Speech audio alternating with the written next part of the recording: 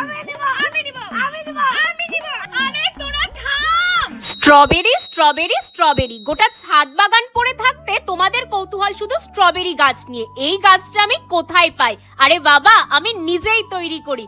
এই May June মাসে পুরনো স্ট্রবেরি গাছ থেকে প্রচুর রানার বের হয়, আর এই রানারগুলোকে তখন মাটিতে বসিয়ে দিতে হয়। তারপর 7 দিন পর রানারটা কেটে দিলেই নতুন স্ট্রবেরির চারা একেবারে তৈরি। এইবার শীতে তো আমি স্ট্রবেরি করেছি, তোমরা দেখেইছো। আর সেই পুরনো গাছটার রানার বসিয়েই আমি এতগুলো নতুন চারা তৈরি করে ফেলেছি। তবে এখন যে চারাটা তৈরি করলাম সেটা বোধহয় আমার কপালে নেই। বিচ্ছু দুটো কোনো কারণে ছাদে এসেছিল। কি করছি জিজ্ঞেস করতেই বললাম, দেখ স্ট্রবেরি নতুন চারা বানিয়েছি। ব্যাস, এটা বলেই নিজের কপাল পোড়ালাম।